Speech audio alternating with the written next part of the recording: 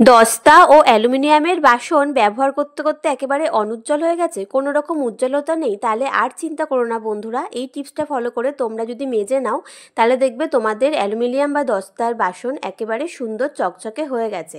তো দেখো বন্ধুরা, আমি তোমাদের এখানে একটা বাটি পরিষ্কার করে আজকে দেখিয়ে দেবো। তো আমাদের ঘরে যে সমস্ত অ্যালুমিনিয়ামের বাসন থাকে, অনেক সময় দস্তার প্রলেপ দেওয়া কিছু বাসন থাকে যেগুলো কিন্তু হাওয়ার সংস্পর্শে এসে কালো হয়ে যায়, অনুজ্জ্বল হয়ে যায়।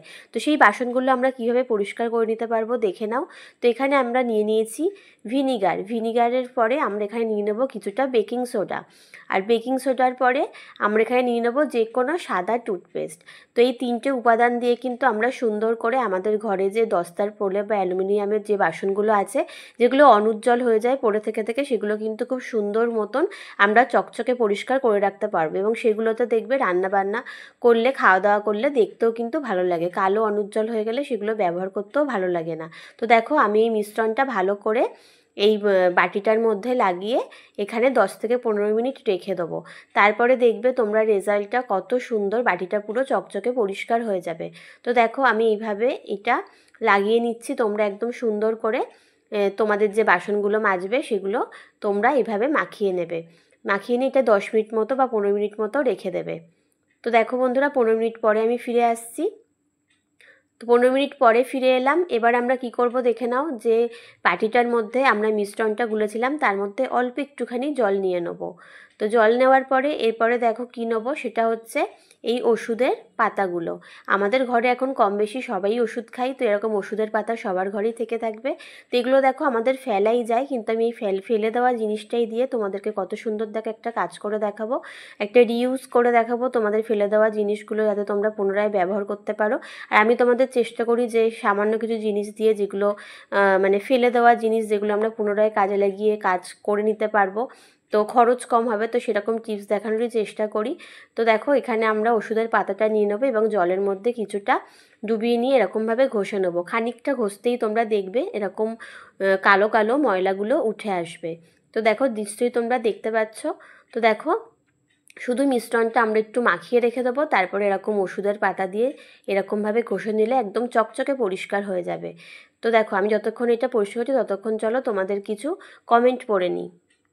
প্রিয়াঙ্কা দাস বেহালা থেকে, শঙ্করী ঘোষ মদনপুর নদিয়া থেকে দেখছে, অনেক অনেক ধন্যবাদ।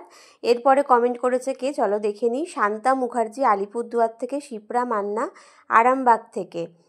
এরপরে কমেন্ট করেছে, চলো দেখে নিই, রিঙ্কু তালুকদার কলকাতা যাদবপুর থেকে, রাহুল সান্যাল মানিকতলা কলকাতা থেকে, সত্যজিৎ মজুমদার লিখেছে শ্রীরামপুর থেকে, কল্পনা মণ্ডল বালিগঞ্জ থেকে, আচ্ছা অনুপমা মণ্ডল বীরভূম থেকে, ঝিমলি রয় আর গৌতম দাস লিখেছেন আসাম থেকে, মাধবী দাস লিখেছে বাঁকুড়া থেকে।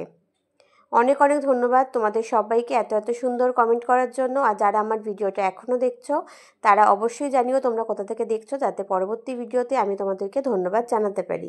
তোমাদের কমেন্ট করতে করতে আমার এটা মাজা হয়ে গেছে পরিষ্কার করে। দেখো কতটা ময়লা ছিল সেগুলো উঠেছে, পুরো কালো হয়ে গেছে। চলো এবার এটা আমি তোমাদেরকে পরিষ্কার জলে ধুয়ে দেখাচ্ছি। কতটা সুন্দর পরিষ্কার হয়েছে, পুরো চকচকে পরিষ্কার হয়ে গেছে। সামান্য কিছু উপাদান দিয়ে খুব সহজে দেখো আমাদের বাটিটা কত সুন্দর পরিষ্কার হয়ে গেছে। তোমাদের দেখাচ্ছি বাটিটা আগে কতটা অপরিষ্কার ছিল, আর এখন দেখো কতটা সুন্দর পরিষ্কার হয়ে গেছে।